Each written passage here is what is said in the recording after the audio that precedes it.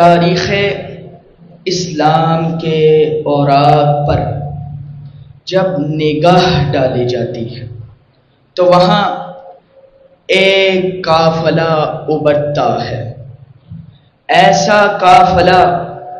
جو ایمان، قربانی اور وفا کی علامت ہے۔ یہ وہ قافلہ تھا جسے آج امت صحابہ کرام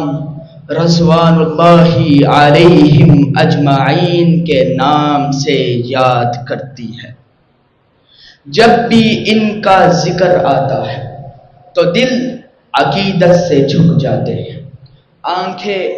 احترام سے بھر آتی ہیں اور زبانیں خود بخود دعا کے زمزمے پڑھنے لگتی ہیں۔ یہ وہ اصحاب تھے جنہوں نے رسول اللہ صلی اللہ علیہ وسلم کے ساتھ اپنا تن من دھن سب کچھ قربان کر دیا۔ کبھی شمشیر حق کے ساتھ میادین جہاد میں اترے، کبھی قلم تھاما اور آیات الہی کو کاغذ میں اتارا، کبھی حکمت و تدبر کے ذریعے سے فتنوں کو بجھایا، کبھی حلم و بردباری کے ذریعے سے امت کو جوڑا۔ انہی بابرکت نفوس میں سے ایک درخشندہ ستارہ ایسا بھی ہے جس نے اپنی بصیرت کے ذریعے سے تاریخ اسلام کو ایک نئی جہت بخشی، ایک ایسی شخصیت جس کے دامن میں حلم کی وسعت، سیاست کی گہرائی، قیادت کی شان اور امت کو جوڑنے کا کمال موجود تھا، اور وہ شخصیت تھی کاتب وحی، ہادی مہدی، خلیفۃ المسلمین، امیر المؤمنین، سیدنا امیر معاویہ رضی اللہ تعالی عنہ کی۔ وہ معاویہ جن کے تدبر کے ان کے دشمن بھی قائل ہوئے اور ان کی بردباری کے دوست بھی معترف ہوئے، وہ معاویہ جن کا ذکر آتے ہی دلوں میں اتحاد و استحکام کی یاد تازہ ہو جاتی، وہ معاویہ جن کی آنکھوں میں بصیرت تھی تو سیاست نکھرتی تھی، جن کے دامن میں حلم کی وسعت تھی تو رعایا امن کی پناہ میں آ جاتی تھی، وہ معاویہ جنہیں تاریخ میں کاتب وحی کے نام سے یاد کیا جاتا، وہ معاویہ جنہوں نے اسلام کا پرچم یورپ سے فراس، افریقہ سے سندھ تک پہنچایا، وہ معاویہ جنہوں نے حضور صلی اللہ علیہ وسلم کی معیت میں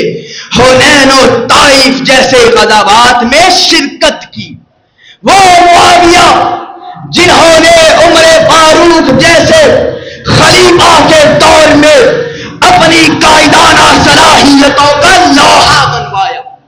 وہ معاویہ جنہوں نے عثمانی دور میں عیسائیوں کی طاقت کا کلا کما کیا، وہ معاویہ جنہوں نے سب سے پہلے بحری بیڑا تیار کر کے روم کے 600 سالہ تسلط کو توڑا، وہ معاویہ جو بے شمار علاقوں کا فاتح ہے، جن میں روم، قبرص، سوڈان، ملدیہ، انطاکیہ، افریقہ، بخارا، سندھ، کابل، قسطنطنیہ روم کے گلے شامل ہیں، وہ معاویہ جنہوں نے سالہ سال کے خلفشار کے بعد امت مسلمہ کو ایک جھنڈے تلے جمع کیا، وہ معاویہ جنہوں نے جہاد کا فریضہ اثر نو کس زندہ کیا، فتنوں کے طوفان اٹھے، امت کا شیرازہ بکھرنے لگا، لیکن قیادت کی کرسی پر وہ مرد آہن جلوہ کر ہوا جس نے حکمت و تدبر کے سمندر سے حکمت کے موتی نکالے اور امت مسلمہ کو ایک جھنڈے تلے جمع کیا۔ محدث امت ابو ہریرہ بولا وَيْحَكُمْ تَمَسَّكُوا بِصِدْقِ معاویہ، لوگوں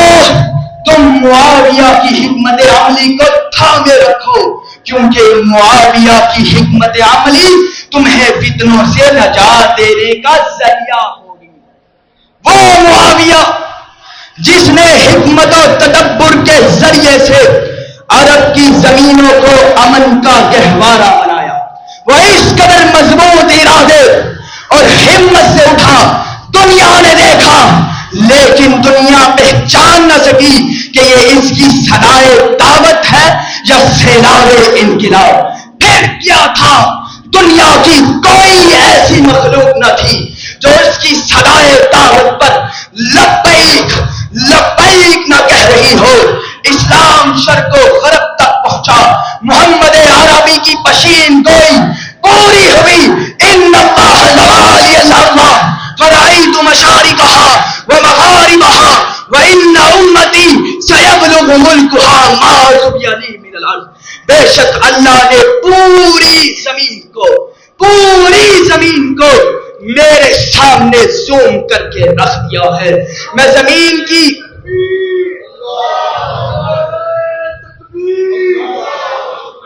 بے شک اللہ نے پوری زمین کو